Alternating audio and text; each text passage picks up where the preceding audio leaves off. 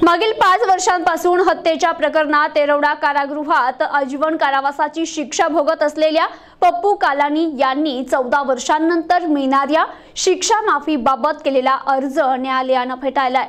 यामुळे पप्पू कालानीची उल्हासनगर वापसी अशक्य होत चालली आहे।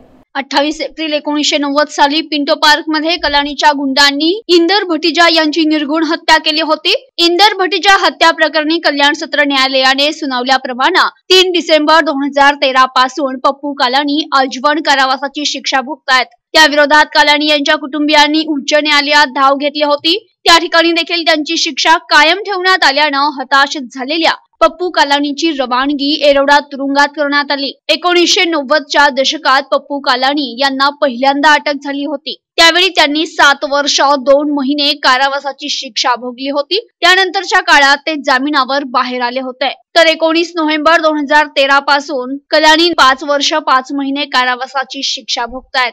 यामुळे आतापर्यंत कालानीने जवळपास 13 वर्ष शिक्षा भोगली आहे। उत्तम वर्तन असणाऱ्या कैद्यांना 14 वर्षांनंतर उर्वरित शिक्षेतून माफी देण्यात येते।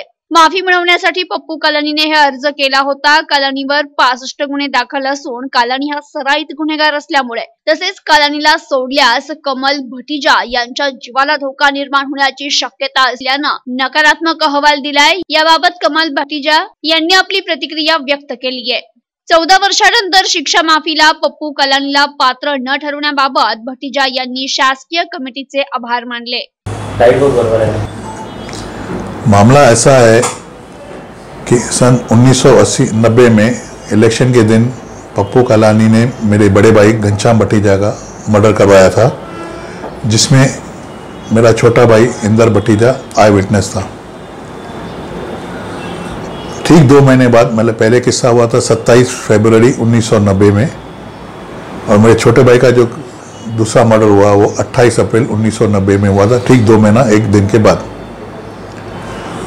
वो मैटर में ट्रायल पहले ताड़ा लगी थी, ताड़ा वहाँ पे सेट असाइड होके बाद में ट्रायल नीचे कोर्ट में आई, और कल्याण सेशन कोर्ट ने कल्याण सेशन केस नंबर 218/99 में बापट सरकार ने पप्पू कालानी, उनके साथीदार हर्षद मेहता, ताहिर शेख, बच्ची पांडे और हंस गैब्रियल, इन चारों जनों को लाइफ सजा दी, लाइफ इम्प्रिजनमेंट सजा घोषित की 3/12/2013 में।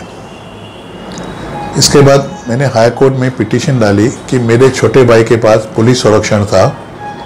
ये लोग शूटर लोग ने मेरे छोटे भाई के जो पुलिस गार्ड था उसके कटपट्टी पे रिवॉल्वर रख के उसका कार्बाइन छीन के, और उसके पुलिस जो आर्म गार्ड पुलिस प्रोटेक्शन थी उसके सामने उसकी दिन दहाड़े गोलियों से हत्या कर दी। इस संदर्भ में मैंने हाई कोर्ट में पिटीशन डाली कि ये केस जो है साधारण नहीं है, ये रेयरेस्ट ऑफ रेयर केस है।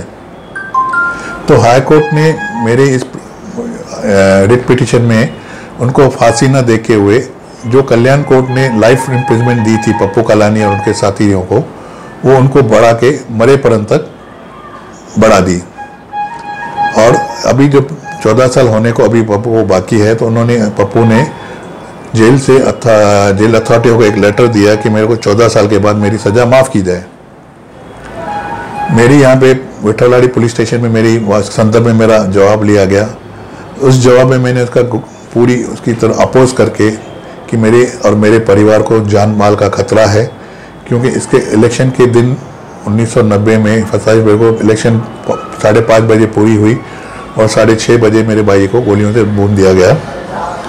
2012 में जब नगर पालिका की इलेक्शन थी 15 फरवरी 2012 में, 13 और 14 तारीख के रात के करीब 1:30 बजे के आसपास वार्ड नंबर 18, जिसमें बीजेपी की तरफ से रमेश चॉकलेटी खड़ा था और पप्पू कालानी आज़ाद उम्मीदवार खड़ा था, और मैंने पूरा अपना जोर लगा दिया था वो पैनल में पप्पू के खिलाफ काम करने के लिए।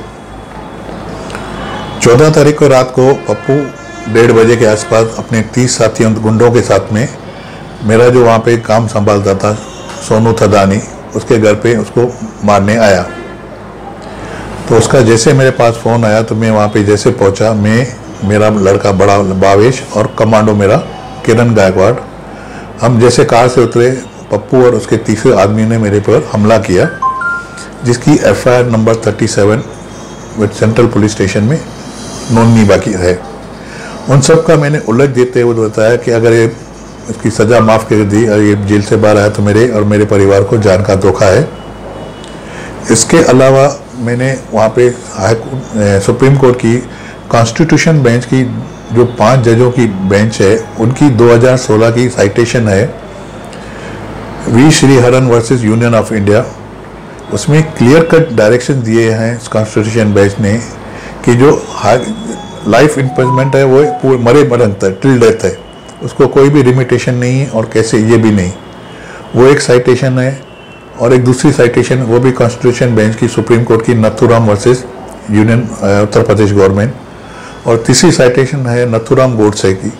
ये तीनों सुप्रीम कोर्ट की साइटेशन कॉन्स्टिट्यूशन बेंच की मैंने अपने सबूत के तौर पे विठ्ठलराय पुलिस स्टेशन में जमा करवाई। प्रतिनिधी आकाश सहाणे, NTV न्यूज मराठी, उल्हासनगर, ठाणे।